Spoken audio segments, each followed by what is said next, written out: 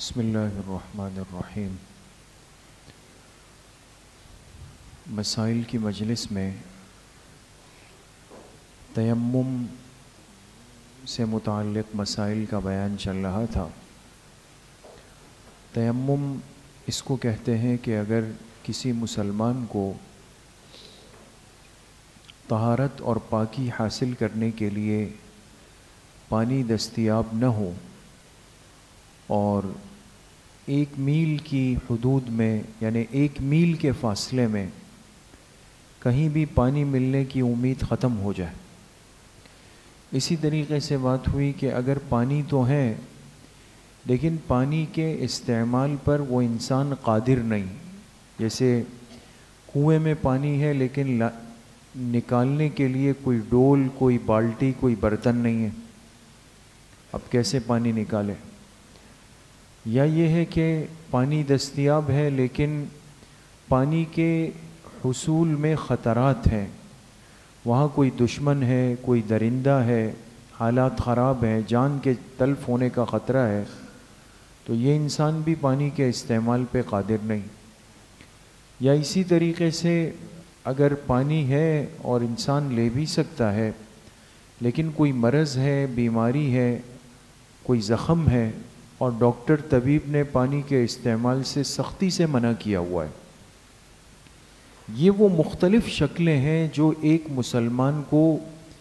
اس زندگی میں درپیش آ سکتی ہے، اور یہ شخص پانی استعمال نہیں کر سکتا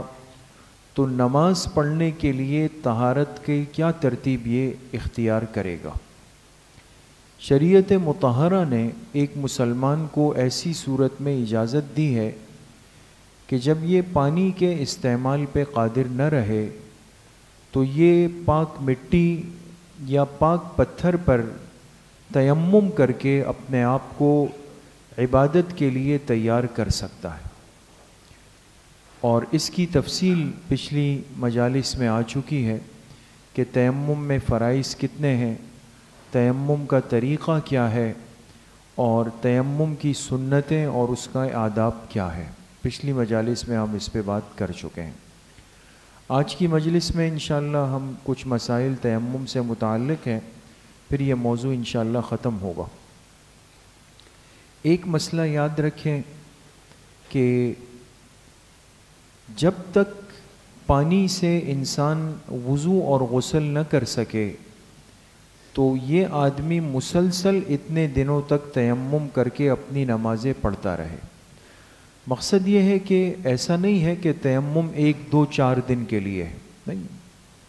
جس طرح ہم روز پانی سے وضو کرتے ہیں اور جب غسل کی حاجت ہو غسل کرتے ہیں، اسی طریقے سے یہ تیمم پانی کا نائب ہے، اس کا خلیفہ ہے، لہٰذا جب پانی نہ مل سکے یا اس کے استعمال پہ قدرت نہ ہو، پھر جتنے دن اس میں لگ جائے، مہینوں لگ جائیں،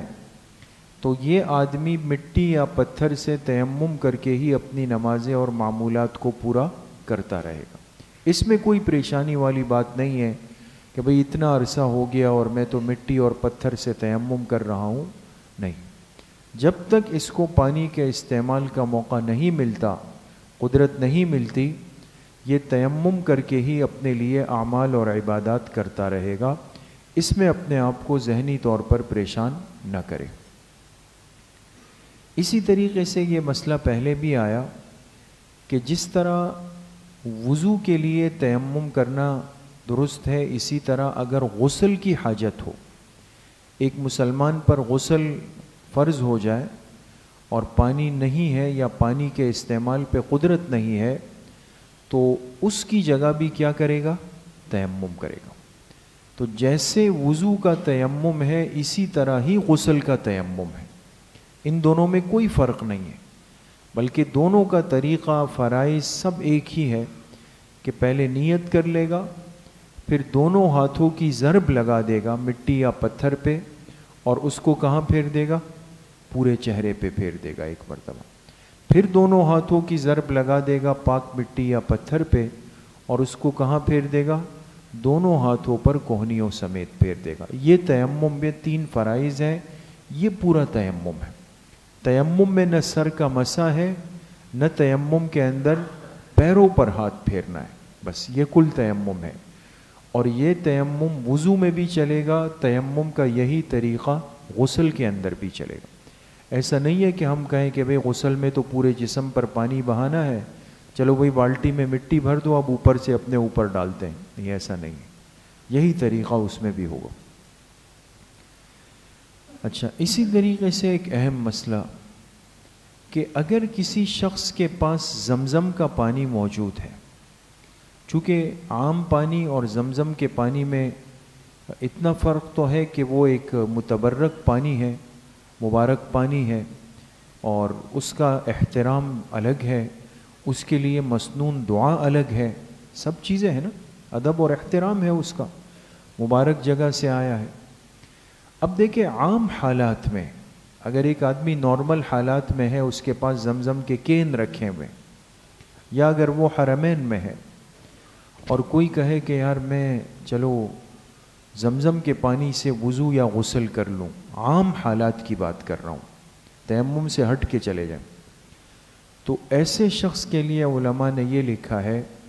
کہ یہ آدمی بلا وجہ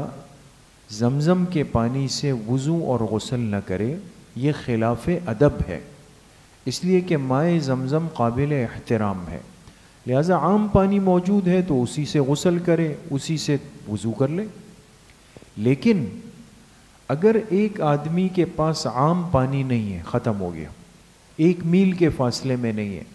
لیکن زمزم کا کین موجود ہے اور اس کو وضو کرنا ہے یا غسل کرنا ہے، تو اب آیا ایسی صورت میں یہ تیمم کی طرف جائے یا زمزم کے پانی سے وضو کر لے؟ جی، زمزم کے پانی کو استعمال کرے گا آپ، اس لیے کہ وہ ادب اور احترام کا لحاظ اس وقت تک ضروری ہے مسلمان پر جب تک عام پانی موجود ہے۔ اب تو پانی ہی نہیں ہے، اب تو عذر شدید پیش آ گیا نا، شدید عذر ہے، لہٰذا اب یہ اسی زمزم کے پانی سے وضو بنا لے، نماز پڑھ لے، یا غسل کی حاجت ہے تو اس سے غسل کر لے اور نماز پڑھ لے، ورنہ اگر اس نے تیمم کی کوشش کی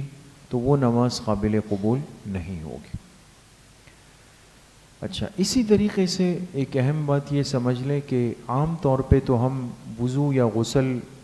کا تصور کرتے ہیں بھئی جب نماز پڑھنی ہے تو وضو بنانا ہے، لیکن ظاہر سی بات ہے کہ ایک مسلمان تلاوت قرآن پاک بھی کرتا ہے، دن میں 10 بجے 11 بجے یا دوپہر میں ارادہ ہوا کہ جی مجھے تلاوت کرنی ہے، قرآن پاک اٹھانا ہے، وضو نہیں ہے تو وضو بنائے گا اور وضو کر کے تلاوت کرے گا۔ لیکن اگر یہی معاملہ پیش آ گیا کہ ایک مسلمان پانی پر قادر نہیں ہے، ٹھیک ہے،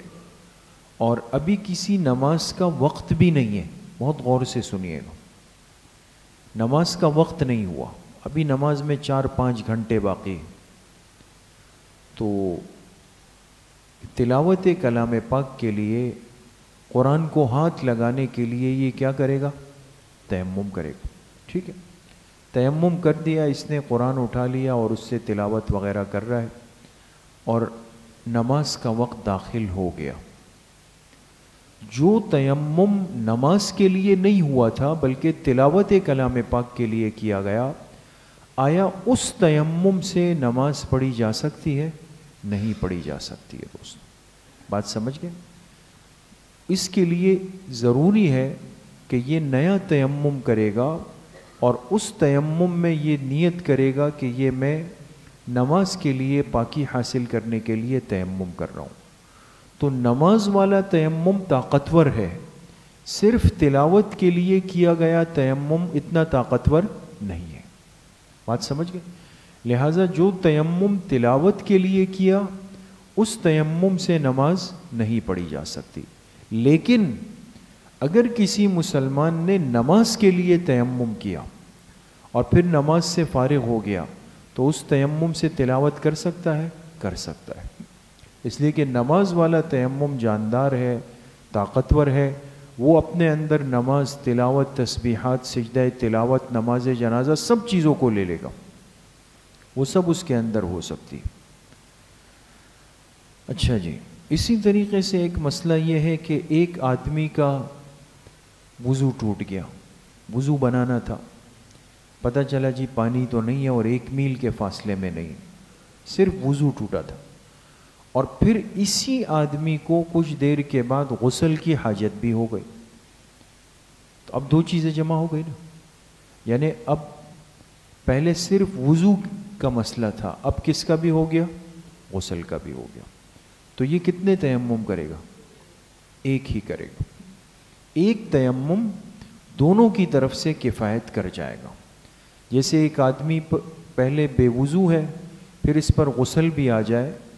اور تو یہ آدمی اگر جا کے پورا غسل کر لے، نہا لے، جسم پہ پانی ڈال دے، تو اس کے لیے وضو تو پھر ضروری نہیں ہے نا، وضو اس کے ضمن میں خود آ جائے گا۔ اسی طریقے سے اگر ایک مسلمان پر پہلے وضو تھا پھر غسل بھی آ گیا، تو یہ ایک تیمم جب کر لے گا تو وہ ایک تیمم وضو اور غسل دونوں کے لیے کفایت کر جائے گا، الگ سے 2 تیمم کرنے کی ضرورت نہیں پڑے گی۔ اچھا، اسی طریقے سے ایک مسئلہ یہ یاد رکھیں کہ آپ کے سامنے جیسے بات آئی کہ کم سے کم کتنا فاصلہ ہونا چاہیے پانی میں؟ 1 میل کا نا، تب جا کے تیمم کی اجازت ہوتی ہے۔ لیکن اگر مثال کے طور پہ ایک مسلمان پر نماز کا وقت تنگ ہو رہا ہے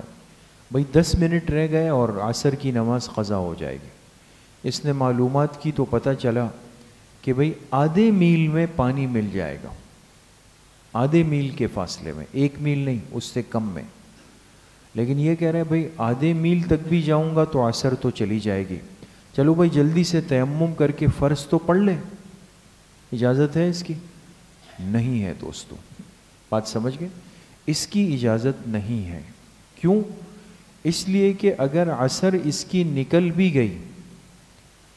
نکل جائے، قضا ہو جائے،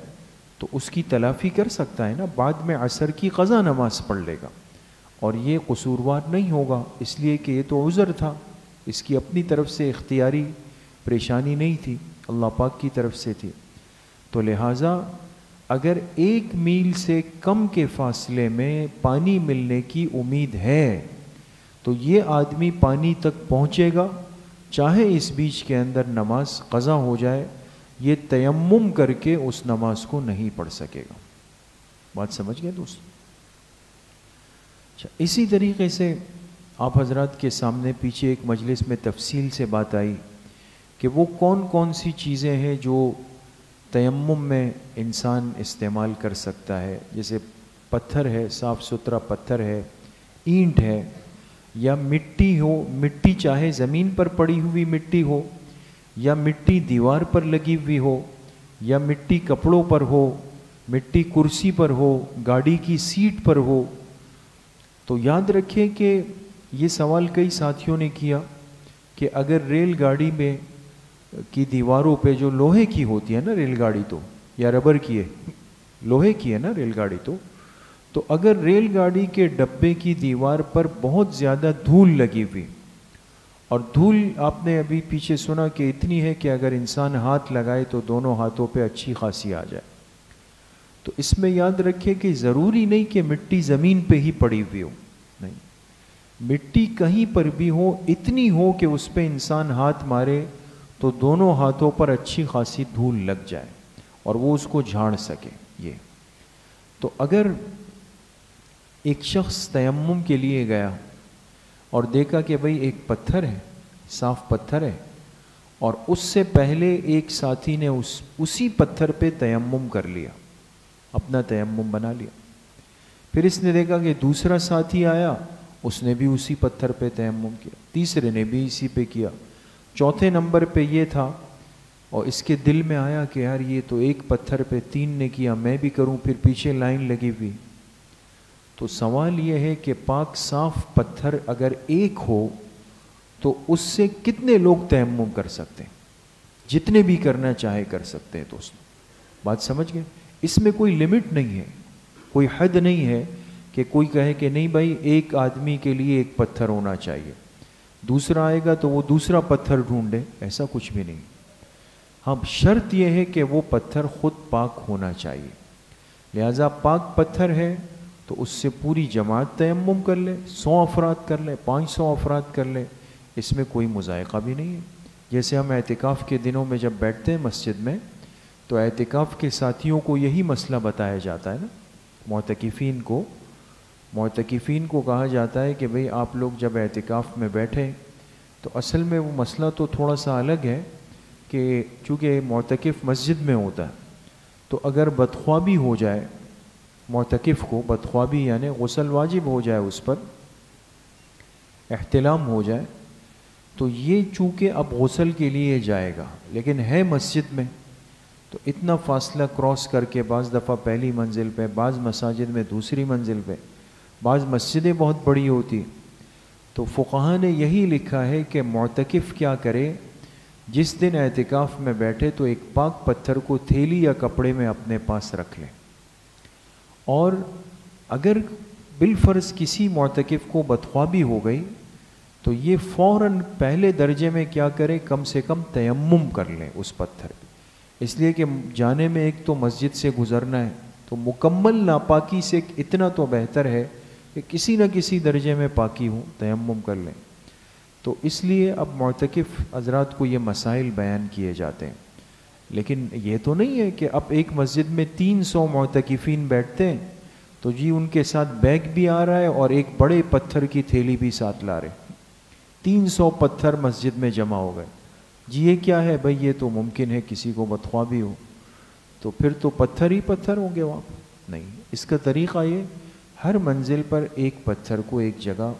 کپڑے یا تھیلی میں رکھ دیں، ساتھیوں کو بتا دیں یہ رکھا ہوا، اس سے استفادہ کریں۔ بات سمجھ گئے؟ تو ایک پتھر ہو، صاف ہو، تو اس سے بہت سارے لوگ بھی اپنا تیمم کر کے پاکی حاصل کر سکتے ہیں۔ اللہ کریم مجھے بھی آپ سب کو صحیح عمل کی توفیق نصیب فرمائے۔ الحمدللہ رب العالمین والصلاة والسلام علی سیدنا و مولانا محمد وآلہ وصحبہ۔